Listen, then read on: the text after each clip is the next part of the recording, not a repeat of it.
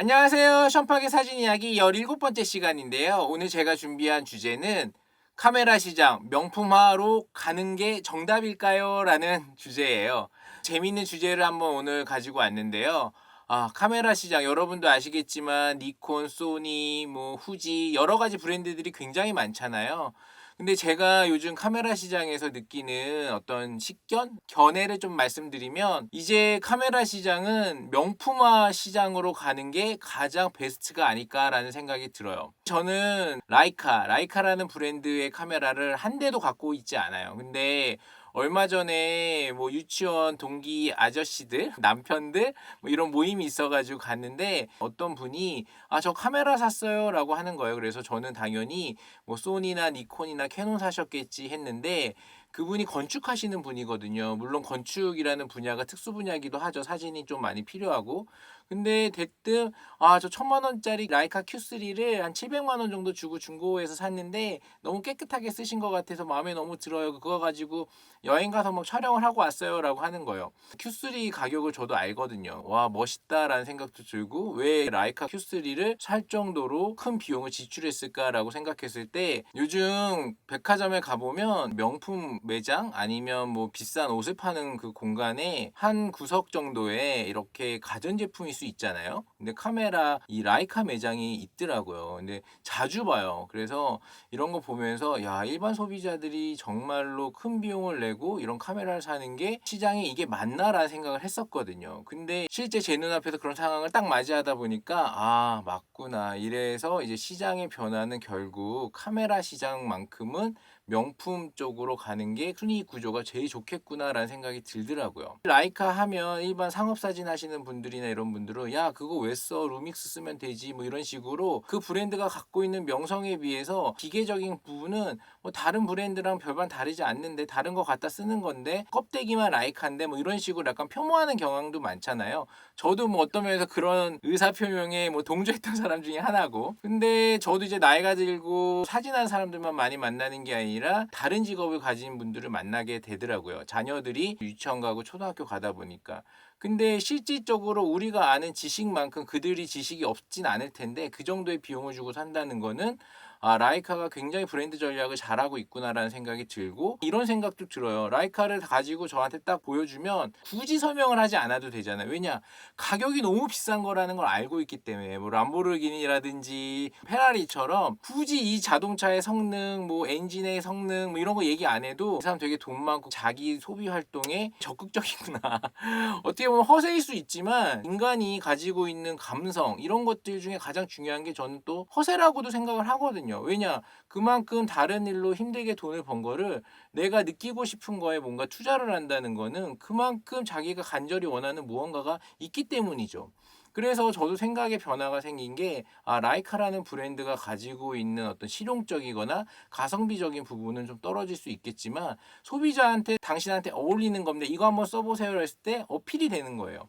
그래서 저는 그런 부분을 높게 평가를 하는데 제가 조금 예전부터 들었던 내용이 하나 있어요. 가전제품 중에 가장 불친절한 가전제품이 바로 카메라라고 그러더라고요. 비싼데 냉장고라든 TV도 비싸지만 그런 것들은 뭐 실용성 있게 편의성에 맞춰서 제품들이 나오는데 이 카메라는 비싼 카메라일수록 매뉴얼도 너무 많고 기능도 너무 많다 보니까 오히려 복잡한 거죠. 근데 이런 불친절함에도 불구하고 사는 소비자가 있다는 게 굉장히 아이러니하다고 하더라고요. 그래서 오늘 이 내용을 가지고 어떤 스토리로 얘기를 풀어볼까라고 했을 때 상업사진, B2B라고 그러죠. 비즈니스 투 비즈니스 관계에서 영상 있잖아요.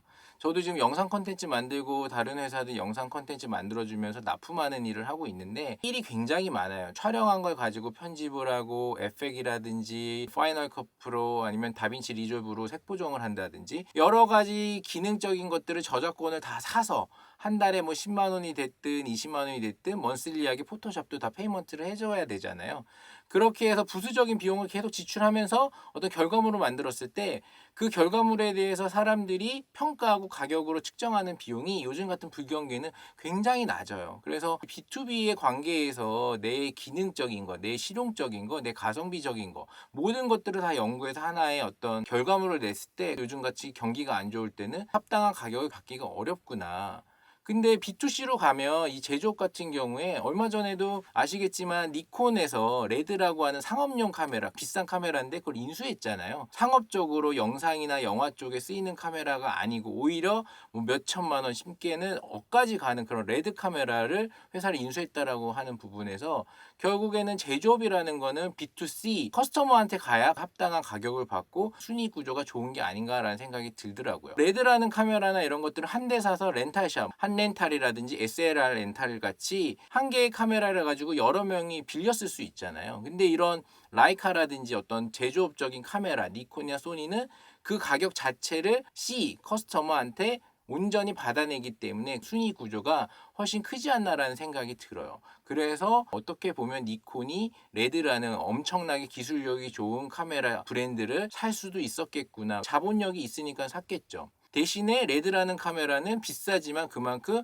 많은 사람들한테 판매할 수 없고 한 대를 판매해도 여러 명이 렌탈샵을 통해서 나눠서 빌려 쓰다 보니까 그만큼 판매 대수가 적지 않았나라는 생각이 들어요. 제가 여기서 또 한 가지 심리적으로 이 B2C라는 관계에서 제일 중요한 건 C의 관계인데 라이카를 샀다는 거는 자기만족이라는 생각이 들거든요. 아무리 상업시장이 커지고 상업예술이 대단하다 하더라도 그림 한 점 사고 사진 한 점 사는 사람들은 존재하거든요. 커스터머라는 입장은 카메라를 샀을 때 어떤 사진을 찍고 싶어, 이 작품을 사서 나는 이런 만족을 느끼고 싶어 라고 했을 때 이 자기만족이라는 부분에서도 상업적인 영역에서의 어떤 카메라 시장보다는 개인한테 판매하는 카메라 시장이라든지 갤러리 시장이 오히려 더 미래 시장에는 커지지 않을까라는 생각이 들어요. AI라고 해갖고 사람이 별로 필요 없고 기계들이 해줄 수 있는 것들이 굉장히 많잖아요. 저희 같은 경우도 회사에서 간단한 촬영들은 저희한테 의뢰를 하지 않아요. 본인들이 찍어서 간단한 어떤 프로세싱을 가지고 충분히 만들 수 있는 어플이라든지 프로그램들이 존재하거든요. 포토샵부터 해가지고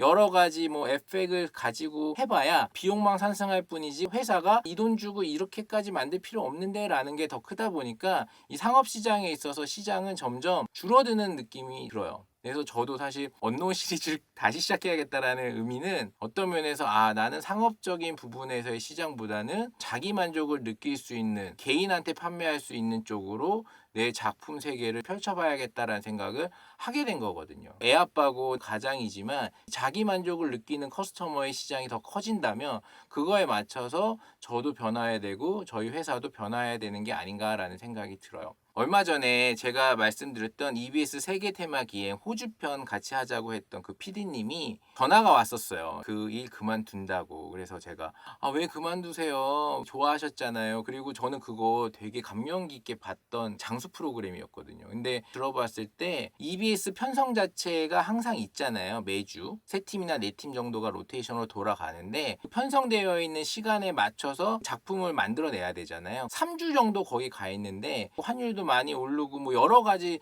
주변의 여건이 도와주질 않다 보니까 EBS에 있는 CP 그 결정권을 가신 분들이 제1 외주 업체한테 줬을 때 제1 외주 업체가 작가도 섭외하고 PD도 섭외하고 뭐 이런 식인데 이렇게 제2 외주 업체인 프로덕션에 갔을 때 남는 비용이 별로 없다 보니까 심지어 제1 외주 업체 쪽에서 촬영이나 이런 것들을 오히려 본인들이 하겠다고 했다는 거예요. 제2 외주 업체에서는 제1 외주 업체 일을 받아야 되는데 그 정도로 돈이 내려갈 거 없다 보니까 제1 외주 업체에서 알아서 자체적으로 그 일을 한다는 거죠. 편성이 되어 있는 영상 시장 분야는 점점 예산은 줄고 내야 되는 작품들은 항상 존재하고 그러다 보니까 이 악순환의 고리 그 다음에 브랜딩이 돼 있긴 하지만 장수 프로그램이라는 하나의 브랜드만 있을 뿐이지 실질적으로 효율성 있게 운영하기는 어렵지 않나라는 생각이 들더라고요. 그리고 뭐 이렇게 종편 같은데 저하고도 일했던 어떤 업체나 이런 분들은 시청률이 1% 2%밖에 안 나와요. 심지어 1%도 안 나오거든요. 그래서 전문가들 의사나 변호사나 뭐 여러 직업 중에 인지도가 있다고 하시는 분들 모셔서 하는데 출연비도 너무 적고 촬영하는 거 자체도 그 편성에 맞춰서 내는 정도의 역할밖에 못 하다 보니까 인건비는 많이 드는데 그만큼 종편 프로그램이나 국영방송에 가까운 데서 제작비를 많이 지원을 못 하는 거죠. 그래서 넷플릭스나 이런 것들은 엄청난 자본으로 외국계 기업이 들어와서 일단 제작비 많이 줄 테니까 한번 찍어봐. 그래서 그 컨텐츠를 가지고 본인들이 하드화 시켜서 사람들이 클릭하면서 보는 건데 방송 프로그램 같은 경우는 편성에 의해서 움직이잖아요. 영상의 시장은 정말로 크게 전문성 있거나 큰 버짓을 가지고 움직이는 시장 안에 들어가지 못하면 굉장히 힘들겠구나. 이래서 카메라 시장도 프로세싱이 복잡하고 1 외주업체, 2 외주업체를 거쳐서 완성품을 만드는 것보다는 어떤 면에서는 라이카처럼 그냥 그 자리에서 백화점에서 그냥 제품을 하나 비싼 가격에 딱 멋있게 파는 게 합리적이고 좋은 솔루션이 아닐까. 제가 앞에서도 얘기했지만 라이카 Q3 사신 고객을 목표로 카메라에 대한 심플한 브랜딩화 되어 있는 명품 쪽으로 진행하는 게 이 시장에서 가장 살아남기 쉬운 솔루션이 아닌가라는 생각이 들었어요. 얘기를 조금 더 붙이면 얼마 전에 제가 회계사를 한 명 만났어요. 그래서 제 친구인데 부잣집 아들이기도 하지만 일을 많이 하고 외국계 기업하고도 일하다 보니까 저한테 이런 얘기를 하는 거예요. 30억 정도 투자를 하는 곳을 좀 보고 있는데 그 중에 하나가 넷플릭스나 큰 외국계 기업에서 촬영에 관련된 일이 들어왔을 때 그 장비를 빌려주는 일을 하면 괜찮겠다라고 저한테 너는 어떻게 생각하니 물어보더라고요. 그래서 얘기하기 좀 힘들었어요. 왜냐 나는 그 정도의 비싼 카메라 시장을 잘 모르거든요. 근데 옆에 이제 건축을 막 하고 있는 거예요. 잠실 쪽에. 그래서 거기 보는 크레인을 보면서 저 크레인을 빌려주는 거랑 비슷한 것 같아. 이런 얘기를 하는 거예요. 그래서 내가 맞아. 건축도 엄청난 비용이 드는데 필요한 장비들을 빌려서 쓰잖아요. 그래서 건축 경기가 좋을 때는 크레인 같이 고가의 장비를 렌트해 주는 사업이 잘 될 텐데 얘가 이런 얘기를 한다는 거는 사실 그쪽 시장에 대한 어떤 업무적인 일을 해봤던 것 같더라고요. 주변에서 그런 일을 하는데 도움을 주겠다는 사람도 있고 그래서 이렇게 스튜디오 운영하면서 카메라나 테크닉적인 기술을 알면서 어떻게든 그걸 약간의 돈이라도 벌기 위해서 열심히 뛰는 내가 싫지는 않아요. 근데 유통이라든지 제작이라든지 거시적인 경제에서 봤을 때 얘가 얘기하는 게 너무 설득력이 있고 큰 돈을 버는 시장은 맞겠구나라는 생각이 들더라고요. 물론 자기 그릇에 맞게 열심히 살고 행복하게 살면 되기 때문에 저도 그 친구한테 그래서 나는 잘 모르지만 어쨌든 간에 카메라 같은 게 그렇게 비싼 거 빌려주고 이러는 거는 조금은 모르겠는데 라고 하면서 그렇게 크게는 못했던 것 같아요. 그래서 이런저런 얘기를 제가 오늘 하는 이유는 경제적인 개념에서 가성비나 어떤 실리적인 부분도 중요하지만 명품화가 되어 있다든지 큰 유통과 제작을 한꺼번에 다룰 수 있다라든지 서비스 역할을 하는 제작이라든지 영상 쪽이 메리트는 있겠지만 그런 게 아니라면 카메라 자체가 가지고 있는 제조업적인 어떤 명품화 시스템에서 커스터머를 찾아서 판매하는 쪽도 메리트 있는 사업 중에 하나겠구나라는 생각이 들어요. 제가 하셀블라드라고 하는 브랜드 가지고 있다고 그랬잖아요. 그래서 하셀블라드 촬영하고 나면 CCD 같은 거 청소하러 반독 카메라에 이제 맡기고 그 다음에 300mm 렌즈도 있었는데 H3D에 맞는 300mm 렌즈는 위탁 판매도 해보고 그 당시만 해도 반독 카메라가 이런 비싼 카메라 수입해서 살아남을 수 있을까라고 생각했는데 지금은 그 시장이 오히려 엄청 커졌고 레드나 알렉사처럼 비싼 카메라 렌탈해주는 제가 알기로는 10년 전 15년 전에는 엄청 유행이었는데 지금은 그 시장은 오히려 많이 죽지 않았나라는 생각이 들더라고요. B2B로 중간 마진을 가지고 하는 서비스업은 점점 주는데 B2C를 가지고 하는 고급 카메라 시장은 점점 살아나지 않나. 제가 알고 있는 리코 GR 시리즈도 어떤 면에서는 BMW 미니 같은 거겠죠. 자기만의 색감이 있고 프로세싱이 있는데 느낌이 좋아서 핸드폰 카메라가 있음에도 불구하고 사시는 고객층이 있고 라이카처럼 람보르기니 같은 명품 느낌으로 꺼내면 사람들이 한번 쳐다볼 정도의 그 어떤 남자들 세계만이 갖고 있는 자부심 있잖아요. 자존감 높여주는 그런 시장도 여전히 좋은 시장으로 남아있고 그래서 이런 스튜디오 사업하고 제가 저 스스로를 낮춰서 얘기하는 건 아니지만 힘들거든요. 그래서 시장의 변화에 있어서 자기 만족을 느낄 수 있는 시장으로 진입을 하는 데 있어서 저는 작가 쪽이라는 시장이 아직 남아있으니까 그쪽으로 최선을 다하는 게 어떨까라는 생각에 이번 유튜브를 찍었어요. 여러분들 재밌으셨나요? 재밌으셨다면 좋아요, 구독 좀 부탁드릴게요.